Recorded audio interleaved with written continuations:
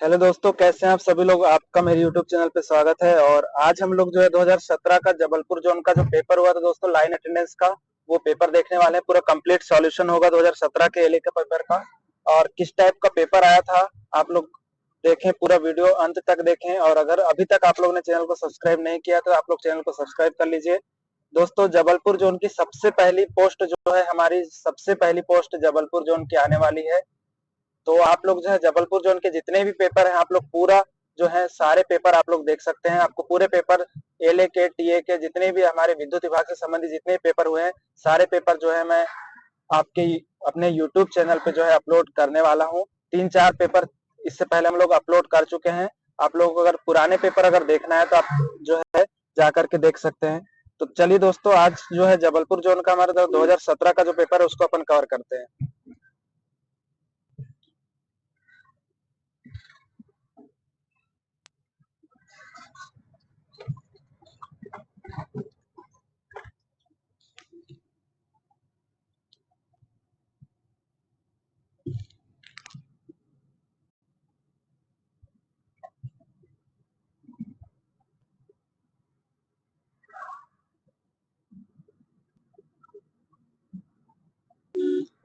उससे पहले मैं आपको बता दूं, अगर अभी तक आप लोगों ने हमारा कोर्स जो है पढ़ना स्टार्ट नहीं किया तो आप लोग जो है तैयारी स्टार्ट कर दीजिए।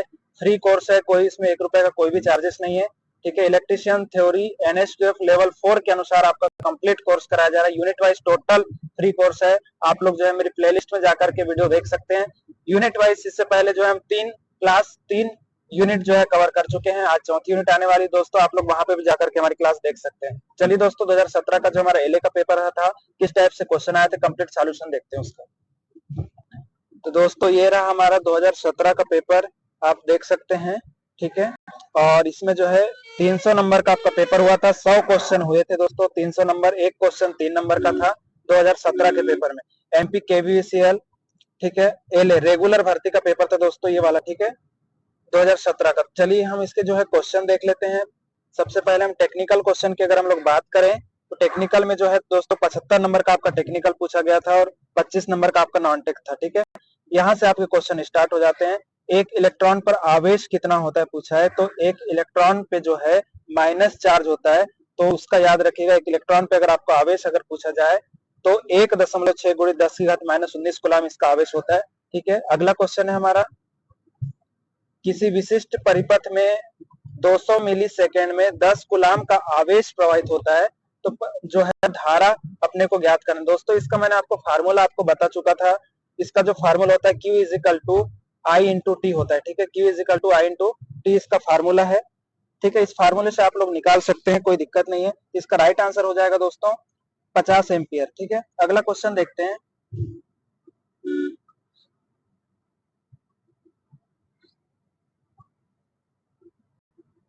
दोस्तों, हमारा अगला क्वेश्चन है, 3 लाल रंग से चिन्हित प्रतिरोधक का मान कितना होगा पूछा है। ठीक है, 3 लाल रंग से चिन्हित प्रतिरोधक का मान कितना होगा पूछा है। तो ध्यान दीजिएगा, इसका जो मान आ जाएगा आपका 2.22 किलो ओम इसका राइट आंसर हो जाएगा। कैसे आएगा उसको भी हम देख लेते हैं। दोस्तों, एक चीज याद रखिएगा, जैसे भी अगर आपको ये मान अगर आपको निकालने को देता है तो इसका एक जो अंक तालिका बीबी राय गुड बेट एंड वेरी गुड वाइफ करके इसकी एक तालिका होती है कार्बन प्रतिरोधक की, वहां से आप इसका मान निकाल सकते हैं, जिसमें से जो है जितने भी न्यूमेरिकल क्वेश्चन है आपके, वो सारे इसमें आप लोग सॉल्व कर सकते हो। न्यूमेरिकल क्वेश्चन सॉल्व करने का जो है इसका एक फार्मूला होता है, प्रथम व द्वितीय रंग का अंकीय मान। ध्यान से समझिएगा, प्रथम व द्वितीय रंग का अंकीय मान आपका, और तीसरे रंग का गुणक, और चौथे रंग का टॉलरेंस लिया जाता है दोस्तों। ठीक है, पहले और दूसरे रंग का अंकीय मान लिया जाता है कि उसका अंकीय मान कितना होगा, और तीसरे रंग का आपका गुणक लिया जाता है, और चौथा जो रंग होता है उसका टॉलरेंस लिया जाता है। वहां से आप निकाल सकते हैं, कोई दिक्कत नहीं है। अगला क्वेश्चन देखते हैं। एक एक ओम वाले 10 प्रतिरोध एक श्रृंखला में जुड़े हैं। एक एक ओम के प्रतिरोध हैं, श्रृंखला में सीरीज क्रम में जुड़े हुए हैं, और फिर 10 वोल्ट डीसी सप्लाई से जोड़े गए हैं। यदि एक प्रतिरोध खुल जाता है तो परिपथ में धारा कितनी होगी पूछा है दोस्तों। तो ध्यान दीजिएगा, सीरीज में अगर जुड़े रहेंगे कोई भी रेजिस्टेंस, अगर आपके, जैसे मैं आपको बता दूं, कोई रेजिस्टेंस आपका आर, ध्यान दीजिएगा, R1 प्लस R2 डायरेक्ट आपके रेजिस्टेंस जुड़ जाते हैं R3 इस टाइप से। ठीक है। अगर सीरीज में अगर जुड़े हुए हैं तो अगर बीच का कोई भी अगर एक प्रतिरोध अगर ओपन हो जाता है तो उसमें धारा का मान जो होगा दोस्तों शून्य होगा, क्योंकि उसमें धारा प्रवाहित नहीं होगी। ठीक है, तो इसका राइट आंसर भी आप देख सकते हैं, 0 एम्पियर की धारा लिखा है। चाहे आप लैंप लगे हो कोई सीरीज क्रम में, या रेजिस्टेंस लगा हो, या कोई भी उपकरण लगा हो, तो अगर वह एक लैंप या एक प्रतिरोधक अगर ओपन हो जाता है या लैंप बोले जल जाता है तो उसमें बाकी लैंप जलेंगे कि नहीं करके क्वेश्चन पूछे जाते हैं, तो कोई भी लैंप नहीं जलेगा श्रेणी क्रम में। ठीक है, समांतर क्रम में अगर पूछा जाए तो समांतर क्रम का एक ही चीज होती है, हमारे घरों की वायरिंग जो होती है समांतर क्रम में होती है। समांतर क्रम का फायदा ये है कि समांतर क्रम में अगर कोई एक उपकरण अगर आपका खराब भी हो जाता है तो उसमें आपके जो है बाकी सारे उपकरण आपके चालू रहेंगे, एक उपकरण को छोड़ करके। दोस्तों अगर आपको बाहर का साउंड अगर थोड़ा सा आ रहा होगा तो मैं ट्रेवल कर रहा हूँ, तो आपसे माफी चाहता हूँ, थोड़ा सा जो है आप देख लीजिएगा। मैं बाहर हूँ पर मुझे क्लास अपलोड करना था आप लोग का, मैं क्लास मिस नहीं करना चाहता, इसलिए दोस्तों आज जो है मैं ट्रेवलिंग पे था, फिर भी मैं आप लोगों की क्लास लेकर आ रहा हूँ, तो उसके लिए क्षमा चाहूंगा। तो अगला क्वेश्चन देखते हैं। कनेक्शन के लिए एक डीपी डीटी स्विच में टर्मिनल की संख्या कितनी होती है, पूछा दोस्तों। कनेक्शन के लिए एक DP DT switch, double pole clad iron switch होता है एक, ठीक है, डबल पोल, ठीक है। तो उसमें बोला है कि टर्मिनलों की संख्या कितनी होती है। दोस्तों हमेशा उसमें याद रखना टर्मिनलों की जो संख्या होगी वो 6 होगी। ठीक है, अगला है, ये क्वेश्चन इससे पहले भी 2-3 एग्जामों में आया हुआ है, और मैं आपको बता दूं हमारे पास 20 पेपर रखे हुए हैं, कंप्लीट 20 पेपर हैं। 20 क्लास में आपकी कंप्लीट जो है 2 से 3 दिन के अंतराल में एक पेपर आपका जो है अपलोड हो जाएगा। सारे पेपर एक प्लेलिस्ट में डाल दिए जाएंगे, आप सारे पेपर कवर कर लेना, क्योंकि दोस्तों 15 से 20 क्वेश्चन जो है पुराने पेपरों से ही आपके आते हैं, तो पुराने पेपर आपको कवर करना बहुत ज्यादा जरूरी है, तो आप पुराने पेपर कवर कर लीजिएगा। अगला है हमारा, एक आरएल समांतर परिपथ में यदि शुद्ध प्रतिरोधक से आईआर और शुद्ध प्रेरक से आईएल धारा आती है तो आईआर और आईएल के बीच फेज संबंध कितना होगा, पूछा है दोस्तों। तो आरएल समांतर सर्किट है, उसमें जब आपका एक शुद्ध रजिस्टर बोले और शुद्ध इंडक्टर बोले तो आप हमेशा याद रखना उसमें 90 अंश का जो है फेज एंगल होता है। अगला क्वेश्चन हमारा, शुद्ध ज्यावक्री तरंग रूप का आकृति गुणांक कितना होता है, पूछा जाए तो 1.11 होता है। ठीक है, अगला क्वेश्चन है,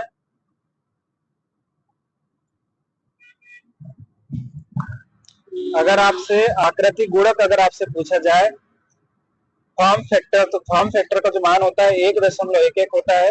अगला क्वेश्चन है हमारा, एक आदर्श ट्रांसफार्मर की प्रतिशत हानि कितनी होती है, पूछा है दोस्तों। तो आदर्श ट्रांसफार्मर जो होते हैं उसमें परसेंटेज हानि जो होती है 0% होगी, क्योंकि आदर्श की कंडीशन में कोई भी उपकरण लगा हुआ है, कोई भी उपकरण अगर आपसे पूछा जाता है तो आदर्श कंडीशन में उसका जो मान है वो दोस्तों 0% होगा। आदर्श कंडीशन में याद रखिएगा, आदर्श कंडीशन में उसमें कोई भी हानि नहीं होगी। आदर्श का मतलब ही आपका 100% है दोस्तों। ठीक है, तो उसमें कोई हानि नहीं होगी। उसकी दक्षता, अगर आदर्श ट्रांसफार्मर की दक्षता पूछा जाए तो 100%, हानि पूछा जाए तो 0%। अगला क्वेश्चन है हमारा, निम्नलिखित में से किस परिपथ में अनुनाद हो सकता है। तो अनुनाद की जो स्थिति है आरएलसी सर्किट में होती है, आपको पता होगा आरएलसी सर्किट। ठीक है, कोई दिक्कत नहीं है। चल लौह यंत्र के प्रयोग से आयरन, आपका मूविंग आयरन इंस्ट्रूमेंट पूछा है, मतलब एमआई टाइप के जो यंत्र होते हैं उसमें आपका क्या ज्ञात किया जा सकता है दोस्तों। एमआई से तो आप एसी और डीसी दोनों का ज्ञात कर सकते हैं, यहाँ पे भी कोई दिक्कत नहीं। अगला क्वेश्चन देखते हैं, यदि एक सुचालक कंडक्टर 2 सेकंड में फ्लक्स के 2 वेबर काटता है और उसके 50 चक्कर होते हैं तो कंडक्टर में प्रेरित ईएमएफ का मान होगा दोस्तों। तो दोस्तों इसमें जो है 50 वोल्ट आएगा। ठीक है, अगला क्वेश्चन देख लेते हैं, फ्लेमिंग के बाएं हाथ के नियम का इनके बीच में संबंध दर्शाता है। दोस्तों फ्लेमिंग का जो बाएं हाथ का जो नियम है बल की दिशा, धारा की दिशा और फ्लक्स की दिशा दर्शाती है। तो उसमें जो है आपको मैं बता दूं कि जो बाएं हाथ के नियम के अनुसार जो है मोटर में बल की दिशा हम लोग ज्ञात करते हैं बाएं हाथ के नियम के अनुसार। और बाएं हाथ के नियम के अनुसार अगर हम अंगूठा अगर देखें तो अंगूठा जो है हमारा वह आपका बल की दिशा को प्रदर्शित करेगा, चालक में लगने वाले बल की दिशा। और मध्यमा जो है आपकी, मध्यमा एक होती है और एक तर्जनी होती है। जो तो तर्जनी जो है, तर्जनी आपकी चुंबकीय क्षेत्र की दिशा या चुंबकीय बल रेखाओं की दिशा को प्रदर्शित करेगी, और आपकी जो एक मध्यमा जो होती है वो उसमें विद्युत धारा की दिशा को बताती है। ठीक है, तो फ्लक्स की दिशा बोल सकते हो तर्जनी, फ्लक्स बोल सकते हो, चुंबकीय क्षेत्र बोल सकते हो, या चुंबकीय बल रेखाएं बोल सकते हो। ठीक है, आप उसको किसी भी नाम से जान सकते हो। और अगर मध्यमा की बात करें तो मध्यमा में जो है आपका विद्युत धारा की दिशा को वो बताएगी। अगला क्वेश्चन है हमारा, BH कर्व किसके बीच आलेखन को प्रदर्शित करता है? तो चुंबकीय फ्लक्स घनत्व और एम्पियर टर्न प्रति मिनट के रूप में उसको प्रदर्शित करते हैं हम लोग। प्रवेश्यता इम्पीडेंस, ठीक है, सॉरी एडमिटेंस, एडमिटेंस इसका व्युत्क्रम होता है। एडमिटेंस का व्युत्क्रम जो है प्रतिबाधा होती है, यहाँ पे भी कोई दिक्कत नहीं है। अगला क्वेश्चन है न्यूमेरिकल है, इसको आप लोग देख लीजिएगा, इसका जो राइट आंसर है। अगला क्वेश्चन देख लेते हैं, निम्नलिखित में से कौन सा मीटर समाकलनी प्रकार के यंत्र के रूप में उपयोग किया जाता है? दोस्तों समाकलनी प्रकार के यंत्र के रूप में जो है हम ऊर्जा मीटर का उपयोग करते हैं। एनर्जी मीटर जो आप घरों में लगे रहते हैं वही एनर्जी मीटर, ठीक है। अगला है हमारा ट्रांसफार्मर के काम करने का सिद्धांत निम्नलिखित में से किस पर आधारित होता है? दोस्तों फैराडे के नियम के आधार पर। फैराडे के किस नियम के आधार पर होता है? तो म्यूचुअल इंडक्टेंस के नियम के आधार पर होता है। यहाँ पे भी आपको कोई दिक्कत नहीं जाने वाली। अगला क्वेश्चन है न्यूमेरिकल है, आपको मैं इससे पहले ही बोला जो न्यूमेरिकल क्वेश्चन आपके जो LATA के पेपर में पूछे गए हैं वो अगर आपसे नहीं बन पाते, इसमें दोस्तों मैं सॉल्यूशन नहीं कराऊंगा क्योंकि उसमें बहुत समय लगता है। तो आप लोग जो है मुझे जो न्यूमेरिकल जितने भी न्यूमेरिकल क्वेश्चन अगर आपको नहीं बन पाते तो आप मुझे व्हाट्सएप में मैसेज कर सकते हैं, ये मैंने आपको पहले भी बोल के रख चुका है, ठीक है। अगला क्वेश्चन है 5 किलोवाट वाली DC मशीन के लिए आर्मेचर वाइंडिंग का प्रतिरोध लगभग मान कितना होगा? दोस्तों हमेशा याद रखना आर्मेचर वाइंडिंग का जो प्रतिरोध होता है बहुत ज्यादा कम होता है, और यहाँ पे आप जितने भी देख रहे हो हाई है, हाई प्रतिरोध है, तो 0.15 मतलब आपका दशमलव में ही प्रतिरोध होगा। 0.01 ओम से, मैं जो बोल रहा हूँ उसको ध्यान पूर्वक समझना, 0.01 ओम से 0.1 ओम तक के इसका प्रतिरोध होता है। एक बार और बोल रहा हूँ, ध्यान से समझना, किसी भी आर्मेचर वाइंडिंग का प्रतिरोध जो है 0.01 ओम से 0.1 ओम तक के होता है, ठीक है, समझ लीजिएगा। अगला क्वेश्चन है हमारा, एक SCR में कितने, तो SCR दोस्तों सिलिकॉन कंट्रोल रेक्टिफायर होता है। सिलिकॉन कंट्रोल रेक्टिफायर में दोस्तों आपके 4 लेयर और 3 जंक्शन होते हैं, ठीक है, 4 लेयर और 3 जंक्शन। निम्न में से कौन सा उपकरण शिथिलीकरण दोलित्र के रूप में प्रयुक्त होता है? तो शिथिलीकरण दोलित्र के रूप में अगर पूछा जाए, जिसको हम रिलैक्सेशन ऑसिलेटर बोलते हैं, रिलैक्सेशन ऑसिलेटर, शिथिलीकरण दोलित्र, तो UGT का उपयोग किया जाएगा। अगला क्वेश्चन हमारा, एकल चरण वर्ग 1 की शक्ति प्रवर्धक की अधिकतम दक्षता सैद्धांतिक रूप से कितनी होती है पूछा जाए तो 25% होती है। क्लास A की सैद्धांतिक रूप से दक्षता 25% होती है, ठीक है, और अगर व्यवहारिक रूप से पूछा जाए तो 50%। अगला क्वेश्चन है हमारा, निम्नलिखित में से कौन सा बहुकंपित बिना ट्रिगर का प्रयोग किए दोलित्र की तरह काम कर? दोस्तों अनावस्थित जो होता है स्टेबल, उसका उपयोग हम लोग करते हैं। अगला क्वेश्चन हमारा, एक RL श्रेणी परिपथ में R का मान अगर 10 ओम है और हेनरी जो दिया हुआ है आपका इंडक्टर, उसका मान 0.1 हेनरी है, तो इस परिपथ का टाइम कांस्टेंट क्या होगा? दोस्तों 10 मिली सेकेंड होगा, ठीक है, 10 मिली सेकेंड। टाइम कांस्टेंट पूछा जाता है, टाइम कांस्टेंट का एक फार्मूला होता है जो मैं आपको बता दूंगा, आगे देखते हैं। L लंबाई के और B फ्लक्स घनत्व वाले चुंबकीय क्षेत्र के समांतर रखे हुए एक धारावाहक सुचालक पर लगने वाला बल होगा। दोस्तों याद रखना, L लंबाई के और B फ्लक्स घनत्व वाले चुंबकीय क्षेत्र के समांतर में रखे हुए धारावाहक सुचालक पर लगने वाला जो बल का जो मान होता है, ध्यान देना, इसमें BIL साइन थीटा होता है, ठीक है, BIL साइन थीटा होता है, BIL साइन थीटा, ठीक है, BIL साइन थीटा, पर इसमें शून्य दिया हुआ है तो शून्य को आप लोग जो है कंप्लीट कर लीजिएगा, ठीक है। अगला क्वेश्चन देखते हैं दोस्तों, ये जो इसका राइट आंसर हो जाएगा BIL साइन थीटा, इसका राइट आंसर होगा। यहाँ पे गलत आंसर दिया है, ठीक है, इस पे ऑब्जेक्शन भी लगा था, मुझे जानकारी लगी है, तो आप लोग इसको क्वेश्चन को राइट कर लीजिएगा, क्योंकि जो मोटरें होती है दोस्तों, या मोटर हो या जनरेटर हो, उसमें जो मोटर में खास करके जो मोटर में जो बल कार्य करता है BIL साइन थीटा होता है, ठीक है। अगला क्वेश्चन है हमारा,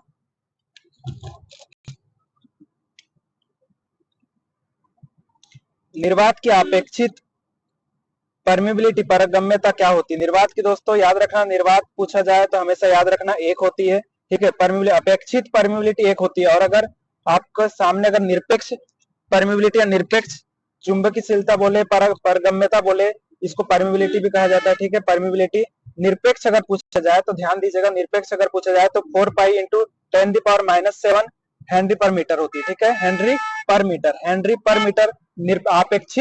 अपेक्षित चुंबकीयशीलता की कोई इकाई नहीं होती, निरपेक्ष चुंबकीयशीलता की इकाई होती है, याद रखिएगा। दोनों क्वेश्चन आपके कंफर्म रहते हैं, जिसमें हमको ज्यादातर डाउट रहता है कि एक आपकी अपेक्षित परमिबिलिटी पारगम्यता, जिसको हिंदी में कहा जाता है, अपेक्षित पारगम्यता की कोई इकाई नहीं होती, इकाई विहीन होता है वो, और एक निरपेक्ष चुंबकीयशीलता बोलो या परमिबिलिटी बोलो या पारगम्यता बोलो, तो उसकी जो इकाई होती है वो हेनरी प्रति मीटर होती है, याद रखिएगा, हेनरी प्रति मीटर, और जिसका मान होता है अगर निर्वात के लिए पूछा जाए तो 4 पाई ए वाला निरपेक्ष के लिए। अगला क्वेश्चन देखते हैं, निम्न में से कौन सा घटक यूपीएस का अनिवार्य भाग नहीं है? तो बहुकंपित, देखो यूपीएस में जो है हमारी बैटरी, इन्वर्टर और रेक्टिफायर। रेक्टिफायर बैटरी जो आपको डीसी सप्लाई प्रदान करेगी, इन्वर्टर एसी, आपका जो डीसी है उसको एसी में कन्वर्ट करेगा, ठीक है, इन्वर्टर आपका, और डिस्टकारी जो है एसी को डीसी में कन्वर्ट करेगा। ये सारे जो है यूपीएस के भाग होते हैं, ठीक है, याद रखिए यूपीएस के सारे पार्ट्स होते हैं हमारे। और ये बहुकंपित मल्टी वाइब्रेटर जो है, मल्टी वाइब्रेटर इसका पार्ट नहीं है। दोस्तों मैं आपको फिर से बोल रहा हूँ कि अगर बाहर का साउंड अगर आ रहा होगा तो आप उसे इग्नोर कर दीजिएगा, क्योंकि मैं ट्रेवलिंग में था, वीडियो बनाना जरूरी था। मैं आपका जो है किसी भी तरह से टाइम वेस्ट नहीं करना चाहता। एग्जाम को बहुत कम समय बचे हैं हमारे पास, दो महीने का समय हमको ज्यादा से ज्यादा मिलेगा। दिसंबर में आपकी एग्जाम हो जाएगी, जनवरी फरवरी में ज्वाइनिंग हो जाएगी। जो हमारे जो माननीय मुख्यमंत्री जी हैं डॉक्टर मोहन यादव जी, उन्होंने स्पष्ट कहा है कि 3 महीने की प्रक्रिया जो है कंप्लीट होगी। 3 महीने के अंदर आपको एग्जाम से लेकर के verification, documents verification, complete joining जो है आपकी फरवरी तक के हो जाएगी दोस्तों, ठीक है। अगला क्वेश्चन देखते, कोई दिक्कत नहीं है। लेड एसिड बैटरी में सल्फेशन किसकी वजह से होता है पूछा है। जो लेड एसिड बैटरी है, जो आप इन्वर्टर में जो यूज कर सकते हो, लेड एसिड बैटरी होती है। कहीं पे भी जो आप लोग यूज करते हो, गाड़ियों में यूज की जाती है, बड़े बड़े ट्रकों में यूज की जाती है लेड एसिड बैटरी, जो द्वितीयक बैटरी का हमारा एक उदाहरण होती है, ठीक है। वो उसमें सल्फेशन का जो प्रमुख कारण है, सल्फेशन एक दोष होता है जो अपूर्ण चार्जिंग की वजह से होता है, ठीक है, अपूर्ण चार्जिंग की वजह से। तो इसको सल्फेशन को दूर करने के लिए हमको क्या, बैटरी को समय समय पे चार्ज और डिस्चार्ज करते रहना चाहिए। हफ्ते में 1 दिन चार्ज डिस्चार्ज होती रहनी चाहिए बैटरी दोस्तों, तो आपकी बैटरी जो है कभी भी खराब नहीं होती। अगला क्वेश्चन है, लेड एसिड सेल की सक्रिय सामग्री है। लेड एसिड सेल की सक्रिय सामग्री पूछा है, मतलब चार्जिंग के दौरान जो है वो जो आपके लेड सल्फेट है किस के हो जाते हैं, तो दोस्तों स्पंज लेड के हो जाते हैं, ठीक है, याद रखना। अगला क्वेश्चन देखते हैं। हाँ बाबा जी।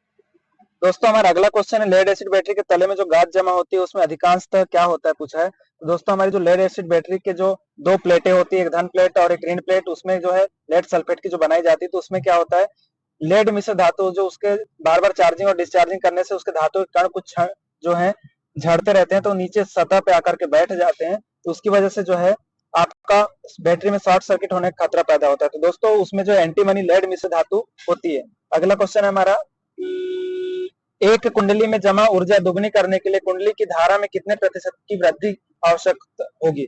दोस्तों अगर एक कुंडली की बात की जाए और उसमें जमा ऊर्जा को अगर हमको दुगना करना है, तो दोस्तों इसमें एक स्टैंडर्ड वैल्यू होती है, याद रखिएगा, जिसका मान 41.4% होता है। स्टैंडर्ड वैल्यू है, ये आपको याद ही रखना पड़ेगा। ये कोई वैल्यू को हम मैथमेटिकल तरीके से नहीं निकालते हैं, स्टैंडर्ड वैल्यू है। अगला क्वेश्चन है हमारा, स्थायी चुंबक बनाने के लिए इस्तेमाल की जाने वाली सामग्री में खालिस्तान, अवरोधन और निग्राहिता होनी चाहिए। दोस्तों स्थायी चुंबक बनाने के लिए याद रखना, रिटेंटिविटी का मान उच्च होना चाहिए।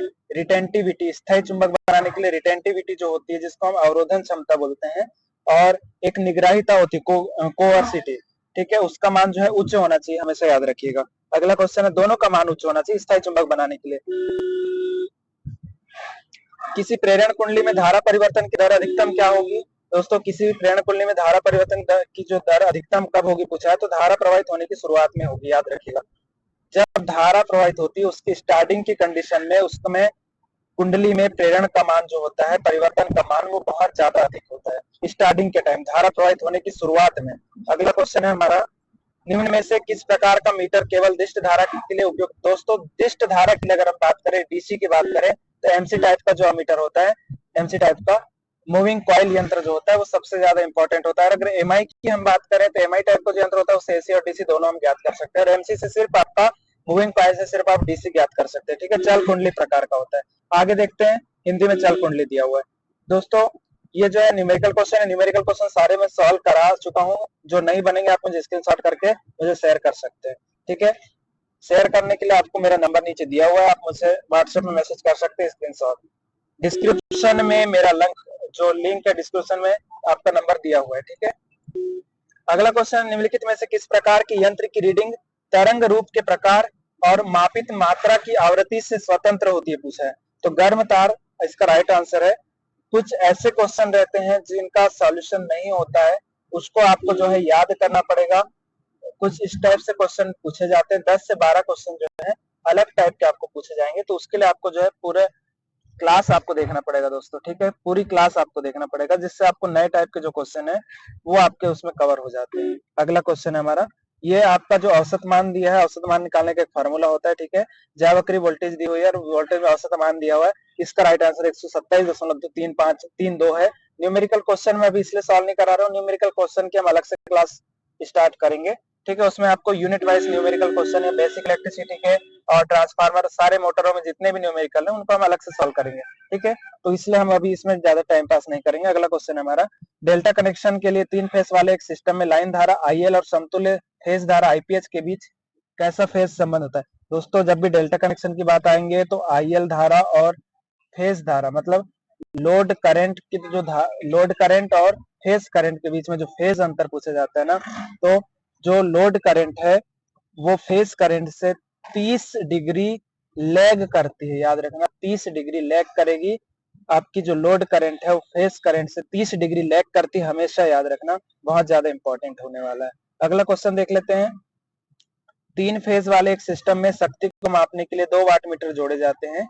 यदि 1 वाट मीटर की रीडिंग 0 है तो 3 फेज वाले लोड का शक्ति गुणक क्या होगा।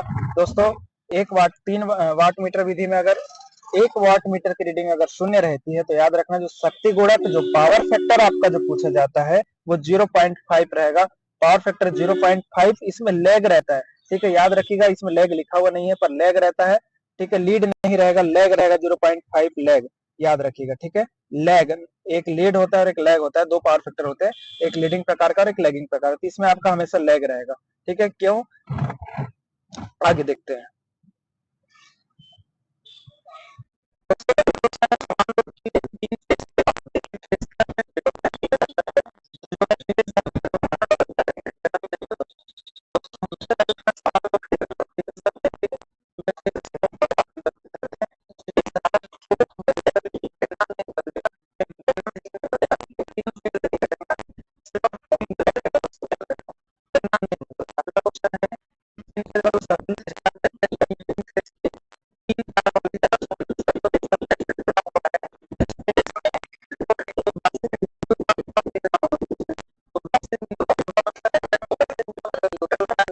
कोई विभव नहीं होता, 0 वोल्ट होता है, आपको पता है। अगला क्वेश्चन देखते हैं, 3 फेज के एक सिस्टम में शक्ति को 2 वाट मीटर विधि द्वारा मापा जाता है।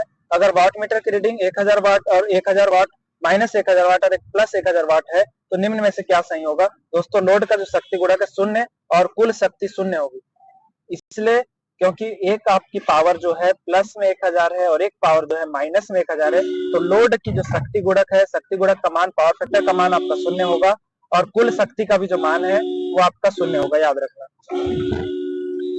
अगला क्वेश्चन है हमारा, एक आरएल श्रृंखला परिपथ में यदि आपूर्ति वोल्टेज में अनुकंपन बढ़ जाता है, हार्मोनिक्स बढ़ जाती है तो निम्न में से क्या सही है। तो परिपथ में धारा घट जाएगी, थोड़ा सा जल्दी देखेंगे दोस्तों। यदि 220 वोल्ट हीटर को 110 वोल्ट आपूर्ति से जोड़ा गया है तो इसके द्वारा बिजली की खपत क्या होगी, तो 1/4 गुना कम हो जाएगी, याद रखिएगा 1/4 गुना जो है कम हो जाएगी। अगला क्वेश्चन है, 100 वाट की एक एकल फेज प्रेरणा मोटर 230 वोल्ट एसी से जोड़ी गई है। यदि इसकी सहायक वाइंडिंग स्टार्ट पर खुलती है तो रोटर पर परिणामी आघूर्ण कितना होगा, पूछा है तो 0 होता है, याद रखना। अगला क्वेश्चन है हमारा, एक 3 फेज वाली प्रेरणा मोटर 3 फेज वाली 440 वोल्ट 50 हर्ट्ज आपूर्ति से जुड़ने के बाद 1460 आरपीएम पर चलती है तो मोटर के ध्रुवों की संख्या कितनी होगी, तो 4 ध्रुव होंगे उसमें, ठीक है। अगला क्वेश्चन है, आपको पता है NS 120F/P होता है, इसका फार्मूला निकालने का कोई दिक्कत नहीं। अगला क्वेश्चन है, निम्नलिखित में से कौन सी मोटर की गति बदलने के लिए उसके रोटर परिपथ में प्रतिरोध जोड़ा जाता है। दोस्तों स्लिप रिंग प्रेरण मोटर होती है।